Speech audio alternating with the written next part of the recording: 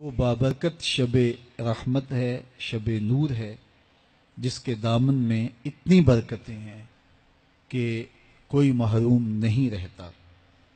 صرف وہ بد نصیب لوگ جو شرک میں مبتلا ہیں، جو سخت کینہ پرور ہیں، جو قطع رحمی کرتے ہیں، قاتل ہیں، عادی شرابی یا بدکار ہیں، انہیں اس مبارک رات میں محروم رکھا جاتا ہے، ورنہ اللہ کی رحمتوں کا عموم اس بابرکت راتوں میں اس قدر ہوتا ہے کہ کوئی گناہ گار جو اس کے حضور ہاتھ دعا کے لیے اٹھاتا ہے اور اپنا دامن پھیلا کے اس کی رحمتیں مانگتا ہے، اسے محروم نہیں رکھا جاتا، بلکہ اللہ سب گناہ گاروں کو جہنم کی آگ سے آزاد کر دیتا ہے۔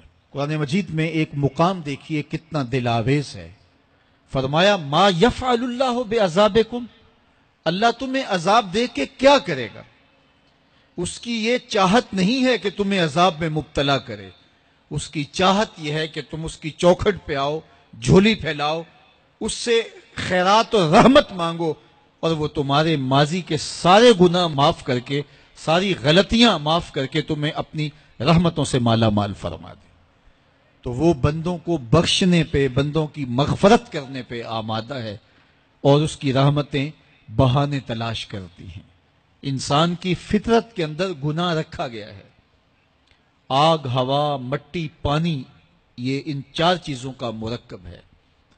اس کے جو عناصر ہیں اس میں کبھی اعتدال قائم نہیں رہتا، اور اس سے گناہ سرزد ہو جاتے ہیں۔ گناہ کرنے کے بعد بندے کا اس گناہ پہ اصرار کرنا، اڑ جانا، ضد کرنا، توبہ نہ کرنا اللہ کو یہ پسند نہیں۔ لیکن اگر اس سے گناہ سرزد ہو جائے تو پھر وہ توبہ کر لے تو اللہ کو یہ بہت زیادہ پسند ہے۔ جو اس سے ہو سکے نیکی وہ اللہ کے حضور پیش کرے، لیکن اس کے اندر جو شر رکھی گئی ہے، اس کے اندر جو قوتیں گناہ کی رکھی گئی ہیں، اس سے اگر اس سے گناہ سرزد ہو جائے تو پھر وہ اللہ سے توبہ کرے، اللہ کی طرف رجوع کرے، تو اللہ اس کی توبہ کو نہ صرف قبول کرتا ہے بلکہ اس کے گناہوں کو معاف کرتا ہے اور گناہوں کو بدل کے نیکیوں میں تبدیل کر دیتا ہے۔ جب گناہ نیکیوں میں تبدیل ہو گئے تو جتنا بڑا گناہ گار تھا اتنا بڑا نیکوکار ہو گیا۔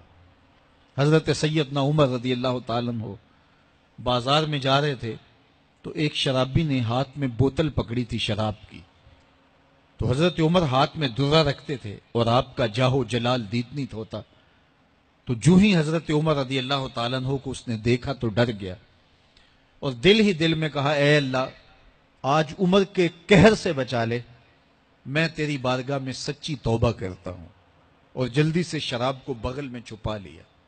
اتنے میں حضرت عمر سر پہ پہنچ گئے اور گرج کر کڑک کے کہا کہ یہ تیری بغل میں کیا ہے؟ چونکہ اس کو بوتل چھپاتے دیکھا تھا تو وہ ڈر گیا، اور ڈرتے ڈرتے کہنے لگا حضرت یہ سرکہ ہے۔ اب تھی تو شراب، لیکن ڈرتے ہوئے بولا حضرت سرکہ ہے۔ تو حضرت عمر نے کہا نکال۔ جب نکالا تو شراب نہیں تھی، واقعی سرکہ بن چکا تھا۔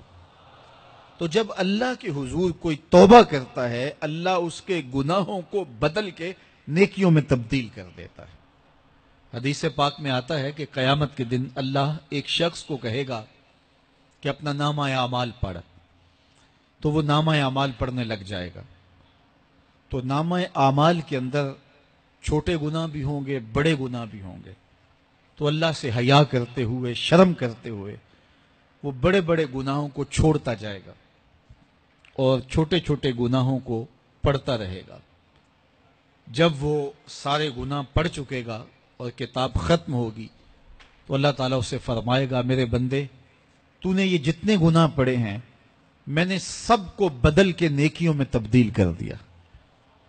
تو بندہ کہے گا اللہ ابھی تو میرے بڑے بڑے گناہ رہتے ہیں جو میں نے پڑھے ہی نہیں۔